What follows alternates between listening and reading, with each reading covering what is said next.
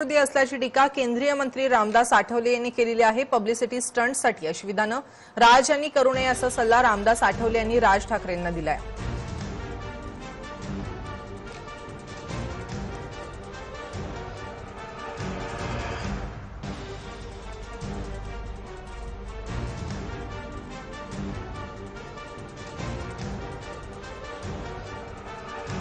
बीएसएफचे जवान आज गेले,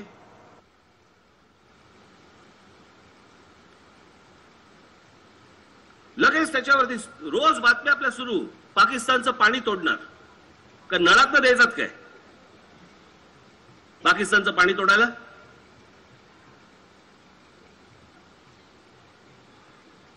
काही इंटरनॅशनल वॉटर ऍक्ट वगैरे नावाची काही गोष्ट असते की नाही? म्हणजे ते जे बीएसएफचे जवान गेले, जे 40 जण, येईल माहिती अजून भरपूर येईल आता पुढे, पण ते जे बिचारे आमचे जे जवान गेले, मी या जवानांना शहीद ते झाले, म्हणजे ते गेले बिचारे, पण ते नुसतेच गेले नाहीत, ते राजकीय बळी ठरले।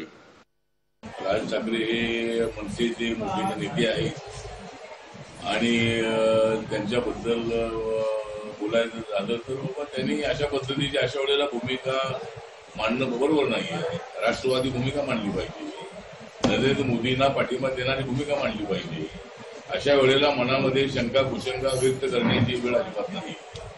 त्यामुळं अशा पद्धतीनं काहीतरी एखादं स्टेटमेंट केलं की त्याला मोठी पब्लिसिटी मिळते म्हणून काहीतरी बोलणं बरोबर नाही।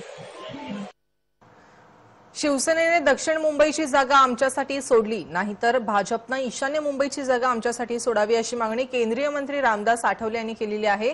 रिपब्लिकन पक्षाला लोकसभेची एकतरी जागा सोडली पाहिजे आणि विधानसभेच्या 8 ते 10 जागा आम्हाला मिळाल्या पाहिजेत असं मतही त्यांनी व्यक्त केलंय।